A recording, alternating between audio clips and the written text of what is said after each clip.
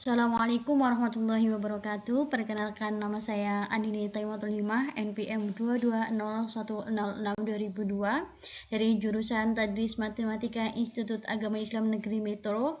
Di sini saya akan menjelaskan tentang materi peluang, di mana materi ini biasa diampu di kelas 8 pada jenjang sekolah menengah pertama.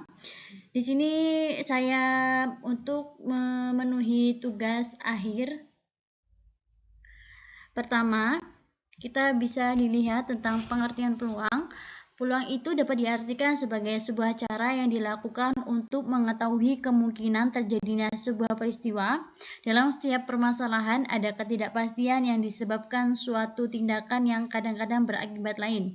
Misalnya, ada sebuah uang logam yang dilemparkan ke atas, akibatnya dapat muncul sisi gambar ataupun sisi uang. Maka sisi yang akan muncul tidak dapat dikatakan secara pasti. Akibat dari pelemparan sebuah mata uang ada salah satu dari dua kejadian yang dapat terjadi, yaitu munculnya sisi gambar ataupun sisi angka. Kegiatan melemparkan mata uang logam tersebut dinamakan suatu kejadian atau tindakan acak. Tindakan itu dapat diulang beberapa kali dan rangkaian tindakan tersebut dinamakan percobaan. Tindakan satu kali juga dapat disebut suatu percobaan.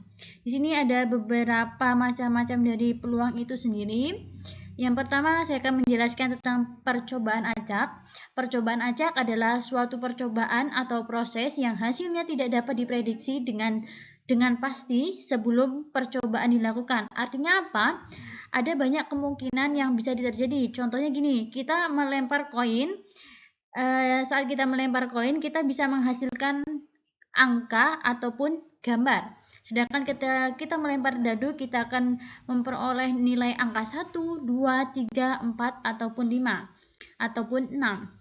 Dan ketika kita memilih kartu, dari sekian banyak kartu, kita akan bisa menemukan beberapa kartu, contohnya keriting, lope, ataupun wajik, dan sebagian contohnya.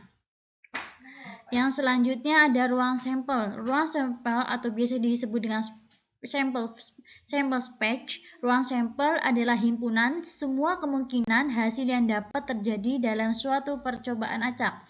Contohnya, percobaan melempar koin, ruang sampelnya itu ada kepala atau ekor atau biasa disebut dengan gambar atau angka. Percobaan melempar dadu, ruang sampelnya itu ada angka 1, 2, 3, 4, 5, dan 6. Yang selanjutnya ada peristiwa. Peristiwa ini adalah suatu kejadian atau hasil yang dapat kita amati dalam percobaan. Sebuah peristiwa dapat terdiri dari satu atau lebih hasil yang ada dalam ruang sampel. Contohnya gini, pada percobaan melempar dadu, peristiwa mendapatkan angka genap tuh. Berarti dalam angka dadu ini kan ada 1, 2, 3, 4, 5, 6. Nah, dalam angka 1 sampai 6 yang bernilai angka genap itu apa aja? Berarti angka 2, 4, dan 6. Sedangkan peristiwa mendapatkan angka lebih besar dari 4 pada percobaan melempar dadu.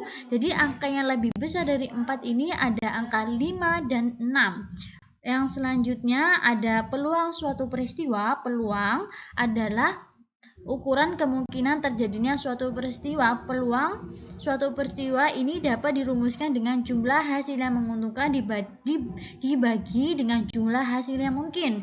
Dengan kata lain, peluang suatu peristiwa adalah memperbandingkan antara jumlah cara untuk peristiwa tersebut terjadi hasil yang menguntungkan dengan jumlah seluruh kemungkinan hasil yang ada dalam ruang sampel. Contohnya gini, pada percobaan melempar dadu itu kan ada ruang sampel angka 1, 2, 3, 4, 5, 6. Jadi peristiwa A adalah mendapatkan angka genap. Jadi angka genap dari ruang sampel 1, 2, 3, 4, 5, 6 ini adalah angka 2, 4, dan 6 yang memiliki 3 elemen. Dari peluang A kita dapat merumuskan, jadi 3 ini kita dapat mengambil dari angka peristiwa dan 6 ini adalah dari ruang sampel, yang dimana 3 dibagi 6 itu bisa kita sederhanakan menjadi 1/2. Yang selanjutnya adalah permutasi dan kombinasi dalam peluang. Apa sih permutasi itu? Permutasi adalah cara untuk mengatur objek dalam urutan tertentu dalam peluang. Permutasi digunakan untuk menghitung banyaknya cara suatu peristiwa bisa terjadi jika urutan diperhitungkan. Rumus dari permutasi untuk memilih R objek dari N objek adalah di sini bisa dilihat rumusnya, di mana N adalah faktorial dari N, yaitu hasil perkalian seluruh angka dari 1 hingga N.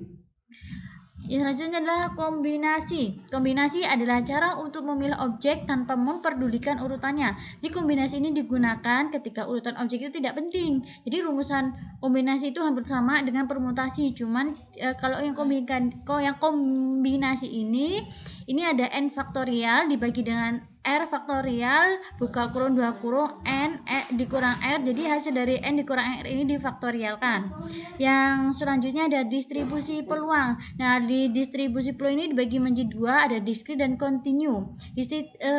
Distribusi diskrit ini adalah distribusi peluang yang diterapkan pada variabel yang hanya memiliki sejumlah nilai tertentu. Contohnya ada pelemparan dadu di mana hanya ada 6 hasil yang mungkin. Berarti kalau 6 dadu kan ada angka 1, 2, 3, 4, 5, dan 6. Jadi kemungkinannya hanya 1 sampai 6. Kalau distribusi kontinu ini digunakan untuk variabel yang memiliki banyak nilai dalam suatu interval. Misalnya kayak waktu sama jarak, nilai bisa diambil, bisa berupa angka desimal.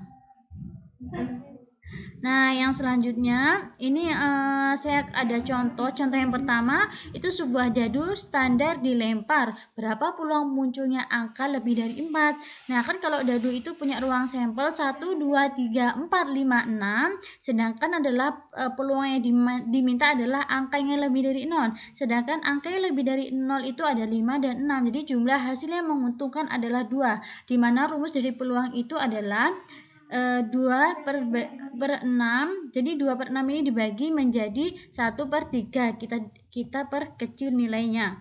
Selanjutnya kita contoh yang kedua, jadi ada sebuah kartu diambil secara acak dari suatu kartu yang terdiri dari 52 kartu. Berapa peluang kartu yang diambil? Yang diambil adalah kartu hati. Jadi yang diambil adalah kartu hati. Jadi dalam sampel 52 kartu, jadi dalam 52 kartu itu terdapat 13 kartu hati, yang dimana dalam rumus peluang bisa dimasukkan 13 itu adalah termasuk peluang yang diambil, sedangkan 52 ini adalah ruang sampel dari kartu tersebut yang bila mana disederhanakan menjadi 1 per 4. Jadi cukup sekian penjelasan materi peluang dari saya. Bila ada kekurangan ataupun kurang paham bisa ditanyakan di kolom komentar. Kurang lebihnya saya mohon maaf. Jangan lupa subscribe dan like. Wallahu muwaffiq ila aqwamit thoriq. Wassalamualaikum warahmatullahi wabarakatuh.